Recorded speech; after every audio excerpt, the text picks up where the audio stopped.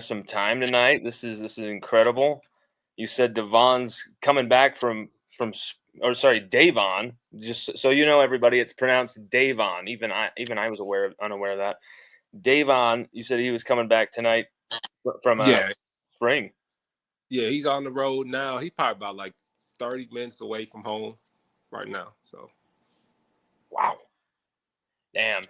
It's been crazy. It's been crazy getting to know you the last few years, Scott. How's everybody doing in the family? How's Davon doing so far through spring? oh man, the family's good. The youngest he runs. The youngest is more of a track kid. Um, so he's running for district in a couple weeks. Uh, I mean, I think spring right now is going how it was playing with Davon. So if you notice when I talk to him or he say anything about him, I call him Zakai or Kai because that's his middle name. And I mean, all the boys in my family, we go by our middle names. So I really don't ever call him Davon, to be honest with you. Really? So you call you what was the middle name again? Zakai. Sakai? Yeah. Wow. Okay. Yeah, there's a few times I thought that may have just been a nickname, but Nah. that's his middle name. Yeah, that's his middle name. We are usually.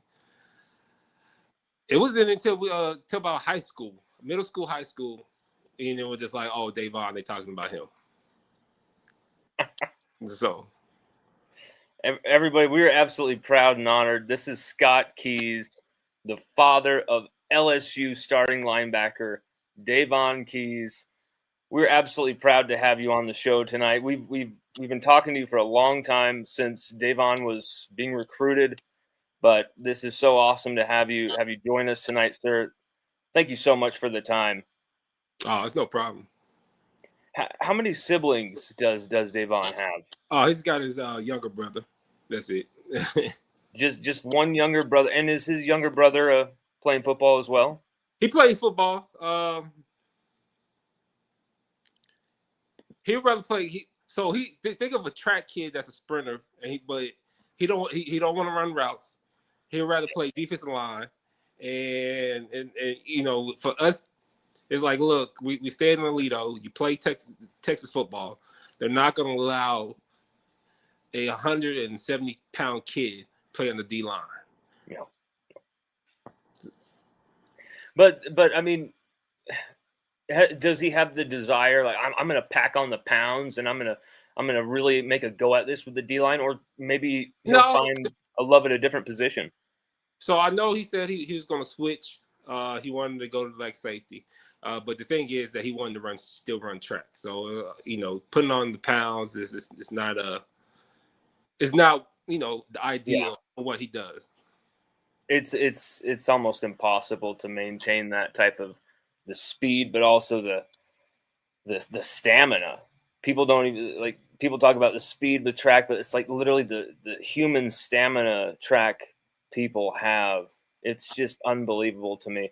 So that's actually very cool that it's in the family, that type of speed, that type of physical stamina. Davon did track too, right? At Alito? Yes. But the thing about Davon is, so since I think he started off in competing in sports at an earlier age than his brother. And so since like I said 8 years old, he's been running like summer track, like club track. And like Davon, he was good. He didn't like track. So what he used to call track was just running in circles. So I used to force him to run track until about 7th grade. I gave him an option. I was like, look, he was like, well, I just want to play football and do 7-on-7. I was like, well, let's do one more year of club track. And after that, you can decide what you want to do. And like literally since he's been running summer track from 8 to 12, it was going to the Junior Olympics. He was a 200, 400 runner kid. And I mean, he medaled in every single Junior Olympics he ran. So like he could run, but he didn't like to run. Then when he got to high school, he fell in love with lifting the weights. I didn't think he was gonna get that big, to be honest with you. Like No. for the longest, I thought he was going to be a running back or a slot receiver or maybe a corner. Because when he used to go to these camps, that's all they would put him in. They put him with the slots or they put him at corner. And it was his high school coach, Coach Buck, that moved him to linebacker. Just because they needed, say they was like, well, we need to find a backup running back for him. So and then there was a senior, and the senior wanted to also get some running back touches. And he came over, and they put Devon over at linebacker for one practice. And it was literally, I got a call maybe around 10 o'clock, 11 o'clock, and it was like, Mr. Keys, look, everyone expect him to be the running back at Alito, but he could do things at linebackers that it was tough to teach at that time for him. And I was like, look, but like I said, I don't talk to coaches. So for him to call me, he was just like, look, we're going to move him to linebacker. He can play. I mean, my thing was, well, Coach Buck, I don't play for you. So you calling me, telling me what you're going to do with him, it makes no sense. That's between you and him. My job is to make sure he's good, whatever he's doing at that point.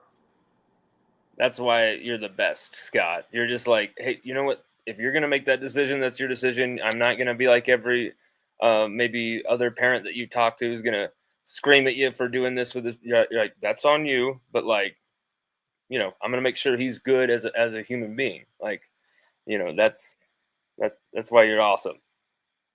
Yeah, it's just, I don't know. Even when he was younger, that was just my thing. I used to tell him, I'm not talking to no coach. So don't ask me to talk to any coaches. If you want to do something, just go out there, go get it. If it's meant to be, it's meant to be.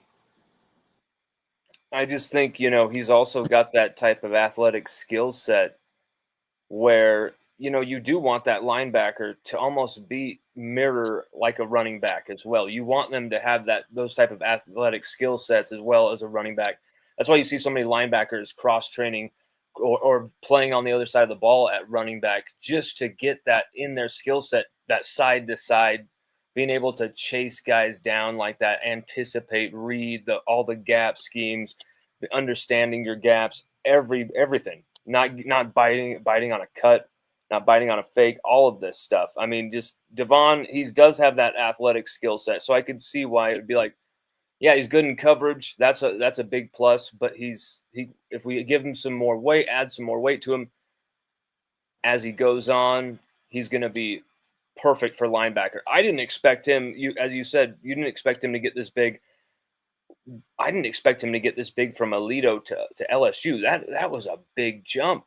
Like, I feel like he's physically, he looks so much more robust than he did at Alito. He looks thicker. I'll tell you that he does. He definitely do look thicker.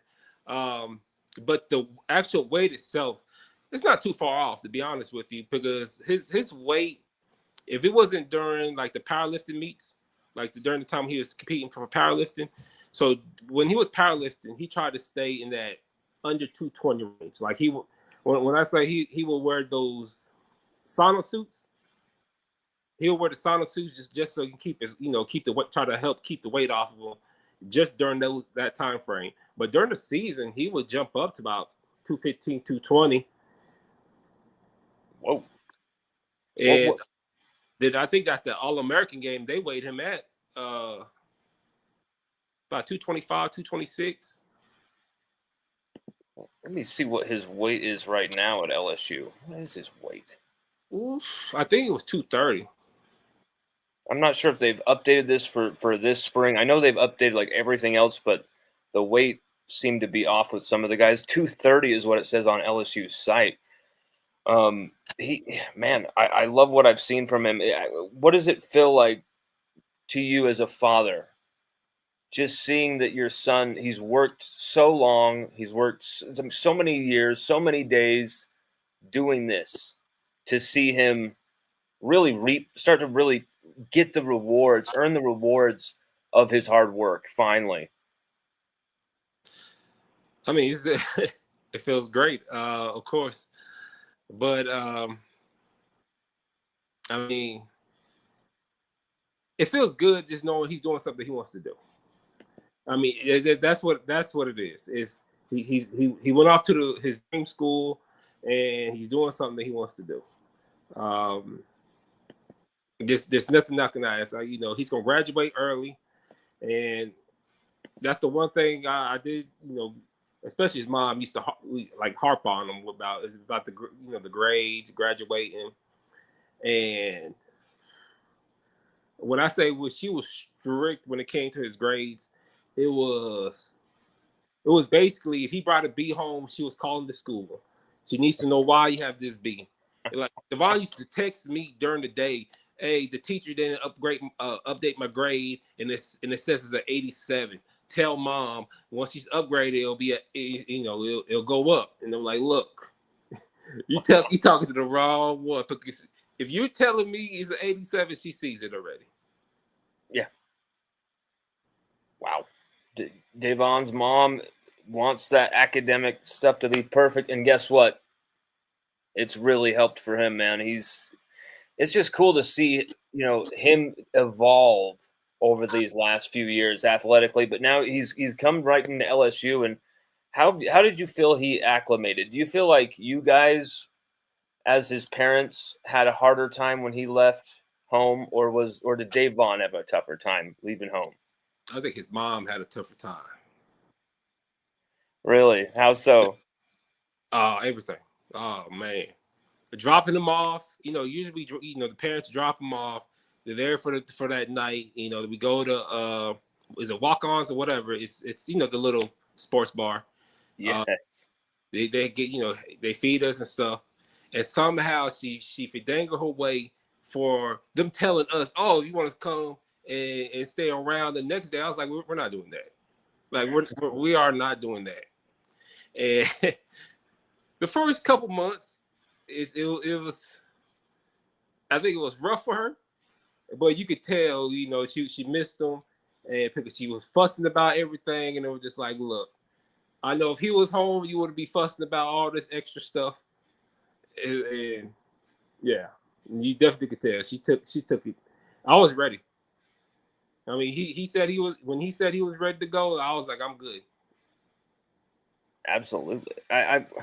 You and your son Davon, you guys have a very unique bond. What is it about that bond? What makes it unique and special for you guys? What kind of characteristics and make up that bond? I think it's just the open line of communication between me and him. For the longest, I think when he first, when he going into high school, I was like, look, you got two things. I could be honest with you. If something goes wrong, you're doing something wrong, I could be honest with you, or I could be the dad that just tells you and pumps sunshine to you. And he was just like, nah, just be honest with me. So I think it was that open line of communication without that filter. Absolutely. I just I just see a lot of these successful. I mean, they're not just successful players, but the successful young men who I've spoken to, done interviews with, their parents. There's so much to do with just the communication part of it. It's outrageous how much of just how that really is at the center of all of it. But what are some of the values you instilled in Davon from a very young age? Oh man, just work. Just work. Work ethic. Just keep your head down and work. Right? Yeah, just you want to say hard work pays off. Not always true. I'm gonna be honest, but that's not always true. But my thing was to him is, you keep your head down, you work, you give yourself a chance. It might not pay off right away. You give yourself a chance. You're not going to be even in the conversation if you're not in the game like that. Yeah, seriously. And earlier I said like seeing his hard work finally pay off, and it's like finally was the wrong word totally, because I mean he's a freshman and it came that quick, and 3 state titles at Aledo. Had a big time career at Aledo. But when did he first fall in love with football? I think at an early age, I think maybe 8, turning 9, because we stayed in Coral Springs, Florida, outside of Fort Lauderdale, when Okay. at early age for him, because his mom was doing her externship down there in Coral Springs, so we was living there for a few years. He didn't, compared to some of them kids that was down there, he started playing football late compared to some of the kids, and like he didn't play flag. And it was just like, only reason why he found out about football was at the park. I took him to the park, and they was practicing, and he was like, "What they're doing over there?" And I was like, "Oh, they're playing football." He was like, "I want to do that." So I was like, "I'll sign you up." I said, "But it's gonna be doing a lot of hitting." And he was like, "Oh, okay. Is that not gonna be hard?" I said, "It ain't gonna be easy." So I say between 8 and 9.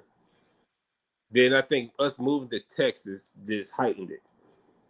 Oh yeah, football everywhere. Especially in this town, especially in Alito. It's so if think of the movie Friday Night Lights, because when we moved to Alito, it was at the beginning of the football season. So think of that movie, right? You know how that movie, the town shut down and everything, right? Perfect. I love that movie. So it was like, it was around 7 o'clock. I was told my wife, I was like, "Look, I'm about to go to the gas station. I'm about to get me a soda." I pull up to this gas station. Sign of the gas station, closed, gone to the game. I went home. I said, "Yo, this is like a movie. This is like that movie, man." Gas stations are closed. Yes. Is it? I mean, like, is that illegal? Like that's. I was like, I'll tell you, it's different, but it is being in this, being in Alito is, they get the mindset basically what how some LSU fans think championship or bust, but they're for real in Alito is state of bust. I remember Devon's sophomore year, we lost to South Oak Cliff, off of the fumble, the quarterback center fumble, and literally the head coach was like, "Yo, people was putting for sale signs in his yards," and we went 12-1. It was just like, "Oh, we went 12-1." And that was after you guys had won a state title the year before, right? Yeah. So you guys you guys had won the year before, and then you were about to win the next 2 years after that, right? Or the next year at least, something like that. It would have been if we would have won that next year, we would have he would have won 4 straight. Wow. And the most unlucky finish happens in another title game and get him out. Yeah.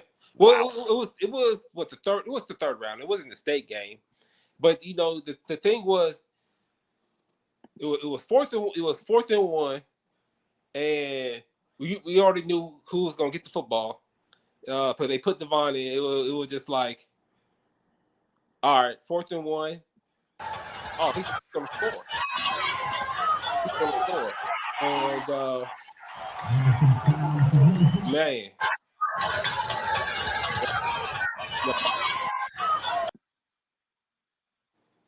Sorry, you cut out there at the end, Scott. What was that? You cut when he went out there on that 4th and 1, that's when that fumble happened. I mean, everyone. When I say people was in the stand when they saw him run out there, people was in the stands high fiving because they was thinking, "Oh, he's gonna get the ball, he's gonna score. We're gonna go on. We're gonna win another state title." And when it was just like when that fumble happened, that I haven't been in a stadium that got that quiet. At least on the side of Alito's side, it got how quiet it got. It was definitely different. And that was in Cowboy Stadium, right? That was Mansfield. That was in one of the Mansfield stadiums, I want to say. Wow. Just a hush, just complete deflation. And I know it took it hit him hard because it's hard for him to hide his emotions, like on his face. It's hard for him to hide his emotions. And when that fumble happened, and they was like, "Oh, South Cliff recovered it," and the game was over. When he started wondering, he just started wandering off the field. I don't even know what understand. He knew where he was going, and after the game, I went to the outside of the locker room just waiting on him, and his homeboy came out and it was like he was like, "Yo, Mr. Keys, Devon, he's not coming out." I said, "Well, what is he doing in there?" It was like he's tripping. He's fussing. He's yelling at people. And I was like, "What do you mean?" And he was just like, "Yeah, he's upset." So when he came out, and I was like, "Look, man," I was like, "It's football." I was like, "You gonna win some, you gonna lose some. It is what it is." And the last time I seen that look in his face was the Florida game. And then when I saw that, and after he got onto the team bus to leave, I told his mom, I said, "Oh, he's locked in. He's gonna be locked in." I was like, he needed that. He needed that to happen to him. Hey, wow. I mean, that almost like coincides with like his numbers, like, and the plays he made just drastically, just skyrocketing, as well as just the defense playing well, just in general. It looks like we lost Scott for a second here. Scott Keith. Oh, there he is. There he is. There he is. I was gonna say that's crazy that you say that, because it seemed like that was suddenly a switch, not only in the defense, obviously, but like Devon was starting to really come into his own as well in that time.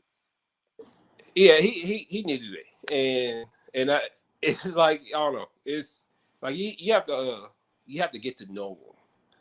It's like when stuff like that happens, it's like a switch for him, if that makes sense. And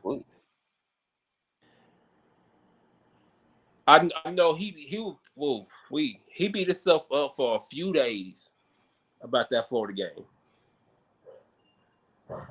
See, that's probably him right there. I mean, it's crazy though. He had a lot of success at Aledo, 3 state titles, one of the best defenders in Texas each year. When did you kind of know my son isn't like everyone else on the field here?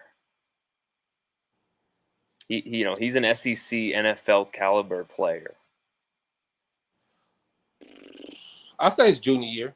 I knew how his junior year went. I knew he was going to he was going to do. He was going to get to the level he wanted to get to. Oh yeah, and, yeah. Because same situation, same. It was like Southfield Cliff all over again. It was Midlothian, 4th and 1, and they was about to run the exact same play they ran on 4th and 1 at Southfield Cliff, and there was like he told the coaches, "We're not going under center. We're gonna go to the Wildcat, snap me the football." And it worked. They snapped him the football, 4th and 1, and he broke for like 15 for the score. And yeah, baby. So it's then after that, he balled out against Longview, because I remember this Longview team was supposed to be like one of the better Longview teams they ever had. They had the receiver that went to Bama. They had the running back that was supposed to be considered the best running back in the class, and I think he only rushed for like 40-something yards. When that game got going, and then he started hitting. Then he broke on a 10-yard touchdown. I was like, "Oh, I was like, this is it." And that's the thing, people forget that he scored, what was it, 35 career touchdowns, offensive touchdowns. Devon did offensively at Aledo. Complete weapon for that Aledo High team. 2023 title game MVP. I mean, absolute. The resume is absolutely complete. Seemed he had a lot working for him at Alito. What was the thing Davon had to learn from most and overcome at that age, that high school age? Would you say? Control what he can control, right? I think that's the main thing for him was this control what you can control. You know, and in his mind, sometimes it seemed like he was trying to do too much, and it was like, son, that's not your job. Like that's not what you're supposed to do. That's not you. You know, it's like you have to be willing to trust somebody else doing that job if it's not yours. So, And football is so difficult with that, especially when you're a linebacker too, because you could go all over the place. You could be out of position very quickly, trying to put out everyone else's fire, trying to do everyone else's job. One false step. But aside from LSU, which program or school really recruited Devon like, hell or high water, we're gonna get him? Which one besides LSU was like, that could be a realistic option? to be honest with you, I knew he wanted to go to LSU. That was his dream school. But if you would have asked me before he committed, what to put a bet on? Oh, I would have put Oklahoma. Really? Yeah. So what's like his connection with Oklahoma? Uh he knew Venables for a few. He knew Venables when Venables was at Clemson. Oh, Um, yeah, and then him and Murray, him and Coach Murray. Then Coach is it Ball, the O line coach. He recruited a lot of the DFW area. He was like the recruiter for over that. So yep. it was like when I said there's a few, then my JUCO teammate Phil, he was the one of the O line coaches. So it's like we knew a lot of people personally at OU, and he if it was an LSU, my money was on Oklahoma because I bought so much Oklahoma stuff, and this is before him telling me, you know. I went every time I saw something Oklahoma on sale, I bought it. I bought Oklahoma socks. I bought Oklahoma Air Maxes and everything. Then one day he came downstairs. He said he was like he's ready to make his decision, and I was like, oh, okay. And he was like, yeah. He was like, I always wanted to go to LSU, so that's where I'm gonna commit to. And when he left out the room, I looked at his mom. I said, oh God, no, man. I said, now I gotta get rid of all this stuff that's in that closet. So what I did, I packed it up and I gave it to somebody. You're like, okay, who's the biggest Oklahoma fan I know? Yeah, I think. Well, the shoes, my youngest son has the Air Max just because he can wear them. Well, and it probably looks sick too. I mean, I'm not an Oklahoma fan, but they probably look sick. Yeah, so Bill yeah, Biedenbaugh. That guy's an amazing recruiter. I love how you mentioned. I mean, that guy recruits every position. It seems it's Bill Biedenbaugh, that offensive line coach from Oklahoma. Brilliant coach in college football. On the recruiting trail, like what made LSU stand apart for you and Davon's mother specifically? that was just it was home. To be honest with you, everyone, all our family from Louisiana. For me, it's the Port Bear area, that 190. My wife, she's from Laurelville, outside of New Iberia, so it was just like going home. His cousins all, uh, one of his cousins that he usually like on his off day, he'll go over there and they'll cook for him. They'll boil shrimp and stuff like that. So it's like going home. Because like if like a couple weeks we'll be in Laurelville, and he'll probably just drive down from the dorms to come see us. Real okay. So that gets rid of another question I had where it was like, how did he acclimate so well to Baton Rouge? That's why. Family was right there. People he had that connection with, that longtime connection with, they were right there. Yeah. Wow. Then like for us, a few of his cousins and my uncle played at LSU, and then one of his cousins was being recruited. One of his cousins was being recruited by Nick Saban when he was at LSU, and when Nick left, he went to Bama. Wow. So it's LSU is just really just home, to be honest. Absolutely. I miss it every time I'm not there, man. I miss it, especially in the spring. Oh, there's such a feeling of possibility in the air. And just it's just the perfect weather anywhere in the country. Spring in the South, at least in my opinion. Um, when Blake Baker took over from Matt House, that was right in the middle of his recruitment. Almost about to be a Tiger. What was your initial feeling? Did you guys have any reservations? Was this a real big change for you guys? Not really. I mean, I like Coach. I mean, I like Coach House just because in his mind, what he was telling us, it was basically they was going to use Davon like how Alito was going to use him, right? Um, I haven't really got to talk to Baker like that, but I mean, Davon loves Baker, so he loves him. I love him. Uh, so it is what it is. And I mean, once House left, I mean, he was going to go to LSU regardless who was there. It's so cool to know that about Davon, like that he's just I remember this does remind me that Davon a while ago had said something about like it was always LSU. Like there was no second team. So it was like, oh, what a pointless question. Like I I forgot about that. Usually kids have this random second team. He's never had that. Yeah. Even when LSU first offered him, he was going to try. He wanted to commit, and we were just like, look, don't do that. Our thing is, if once you commit, let's not do all that extra. Let's not. If you're gonna commit, and let's get it over with. And then we went to what it was the junior day or something, and he wanted to commit there, and we were just like, look, let's go home, think it through, give it a couple days. If you still want to commit, give him a call.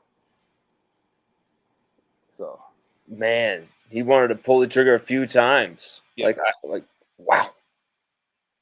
Devon. I've been calling him Devon for way too long. How did no I'll one call him that sometimes too. To be honest with you, like it's been said Devon for way too long. Everybody, just so you know, it is Davon, but Keith. I'm like, most of that's his fault because he told LSU gives out the roster to the radio people and all that. Oh And yeah. you know how you pronounce the names. So he told them Devon. Okay. That was something I was also going to point out is that LSU had it wrong on the site too, because I was always like, is it Davon or Devon? And I'd see an interview with him with I think it was Bryce Kuhn of 247 called him Davon in the show, and he didn't correct him, and then someone else called him Devon and he didn't correct them then, and I was like, is he just being nice? What's going on here? And Oh, we're just used to it. it's just everybody on the record, Davon is how you pronounce it. How do you, Scott? How do you think Blake Baker? We were just talking about him. How do you think Blake Baker has developed uh, your son to be able to kind of be ready to play as a freshman in the SEC, or was this more of something that Alito prepared him for? I think it was a mixture. I think Coach Baker helped him speed, get used to the speed of the game. Um, but I think like the work ethic, it by itself came from Alito. Because that's the one thing they preach is work, work, work, work, and it's so I think it's this mixture. but I think Baker sped it along. I don't know if any other coach could have did what Baker did. Really? Yeah. Like take him to that level of being able to start because the team needed Davon to play to start for LSU this year. He needed to start for LSU this year. And it was the Arkansas game. If you watch the Arkansas game, you could see I don't know what Baker had him doing during practice. Maybe he had him doing extra or whatever, and you could tell like the development was sped up. Because in my mind was he might play a couple games and he'll get to play the ball game, and he's gonna get redshirted. Like that was my whole thing was he was gonna be redshirted, and yeah, I think I don't know what he did. I don't know what Baker did, and I can't even complain because he sped the development up. That's something I've got to figure out from Davon because it's like what did they do to take it to that next level? But I also think it could be just the chemistry that him and Whit Weeks worked on together. I mean, man, and with Greg Penn the third in there, the three of them, you saw the best of Greg Penn the third ever play at LSU alongside Davon and then Whit Weeks. No Harold Perkins, he was hurt as well. So you really had those three in the middle. The safeties really weren't playing well. The linebackers had to deliver for LSU last year for us to have even close to a respectable defense. And really, Whit Weeks probably started the defense, and then Davon has a complete breakout season. It was just crazy to me. I've been a big fan of Davon, but it was crazy to me to see him break out that soon, that quick. I mean, were you kind of stunned by that? Were you kind of be shocked by that? To be honest, I was shocked he dropped that pick. Well, both picks. Yes. I took his. I was like, look, I mean, the Arkansas when he tried to grab it with one hand, and then the Florida, I think that's what shocked me the most, because even in high school, it was just like if he can get his hands on it, he's gonna go get it type deal. And like I said, when he dropped that Florida one, and you could. He complained about he was so upset about that. It was just like, yo, you gotta get over it, man. I'm glad I said something to him at the time because it was like, bro, you need to understand that like us LSU fans have not seen an LSU linebacker do that in coverage. We haven't seen a safety, anyone do that type of stuff in coverage for a while. So like to see a linebacker, a freshman, thrown completely into the fire, and on an injury ravaged defense as well, a defense where a lot of these big starters are out, and he comes in there.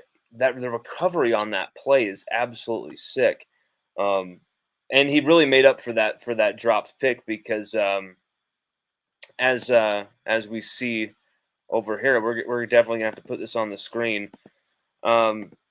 This is what he did against Baylor to end the season with this a pick six off of a drop pass right here. I mean, as a father, you're there in that moment watching that happen. What is going through your head? How are you feeling? When I saw the ball and him run underneath it, only thing I told my wife, and my mother-in-law, I was like, oh, that's touchdown. Right when I seen him catch it in stride, I was like, that's touchdown.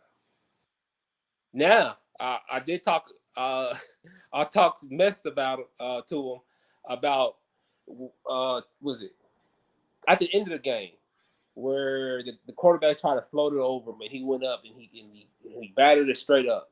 I was like, look, you got to catch that. That's if you wanted to do something, that was your second pick six right there. Man, he had like I think 3 or 4 opportunities to have interceptions this last year. Yeah, he had a few. It was crazy. He has 4 pass breakups and 1 interception this last year, 1 fumble recovery in a play that basically finished off that Arkansas.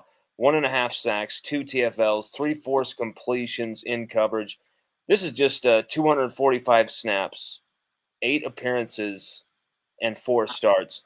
What grade would you give Davon's year 1? You want my honest grade? Of course, of course.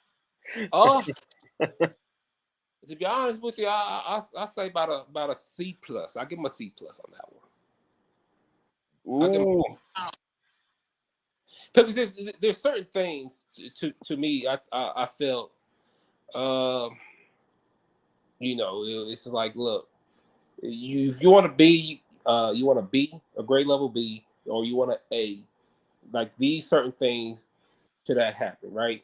Um, like as a defense, you want the turnovers. You want turnovers. We have to take advantage of all turnovers opportunities. It's not like it's Pee Wee football where there's an opportunity for a turnover every play. It's like the opportunity for someone to force a turnover comes slim yeah, the higher you go. But I mean, other than that, I thought he did. I mean, I ceased passing. absolutely. You know what? I think that might be fair when you look at the film versus games like Alabama. There's some plays that the entire defense has a failure on. And really it's also because we were thin at defensive tackle. Teams could just run it all over us as well. Um, I don't know. It's maybe for me, I guess I'd say a B plus just because he was able to create these turnovers, make these big plays when LSU has not really had much of that the last few years. A pick six, I mean, that's just so rare for LSU lately. Um, this is a question from Peggy, Miss Peggy, LSU super fan. She wants to know, Scott, what is Davon working on this offseason to take his game to the next level? Uh, I know right now, like on his own, it's speed. But I think that's just something he's gotten back into. I know last year during the spring and the off season, it was just strictly just at the facility. He was just at the facility. Now he went back to doing what he's always done. He's at the facility.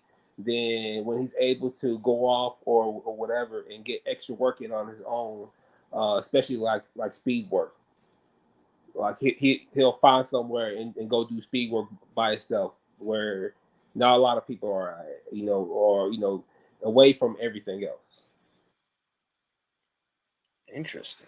So the speed aspect, and he's got the athletic ability where I guess you actually could increase yours. Like it's such a bizarre thing to me.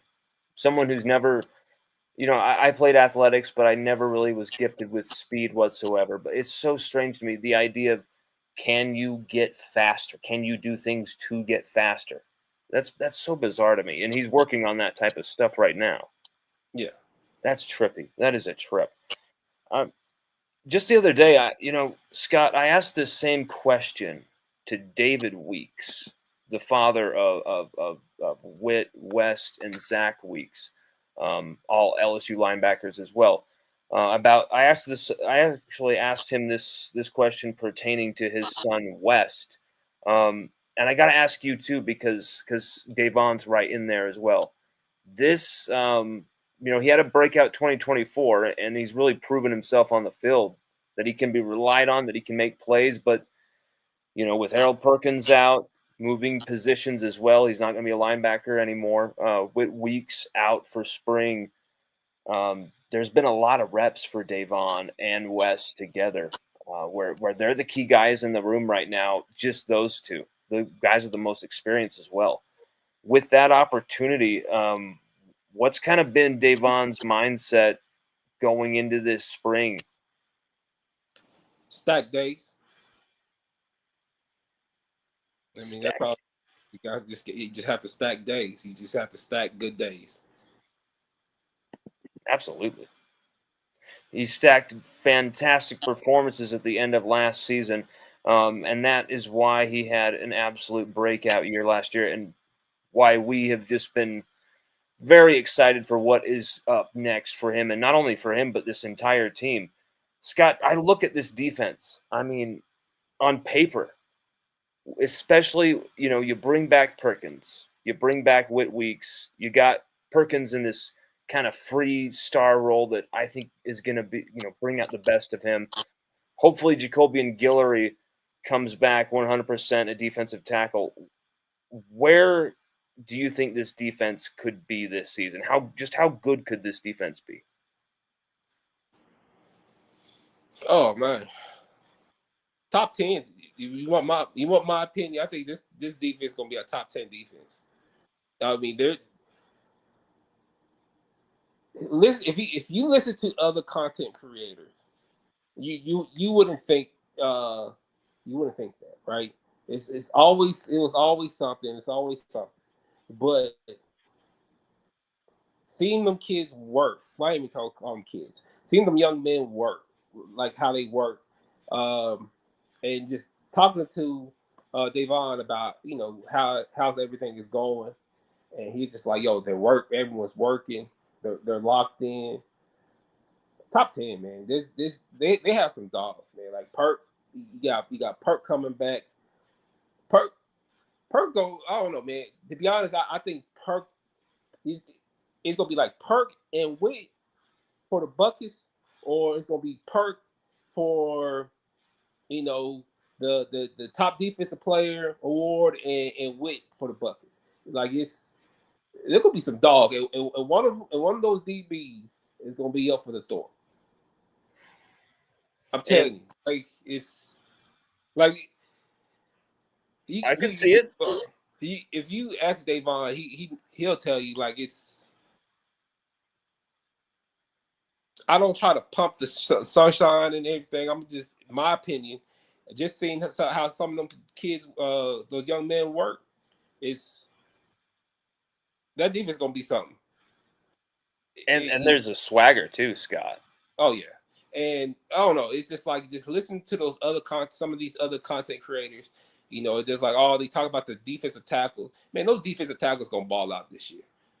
Bro is gonna ball. Dom gonna ball. Mitchell's gonna ball. You get Guillory back. I think that what's his name? Is it Sean Washington?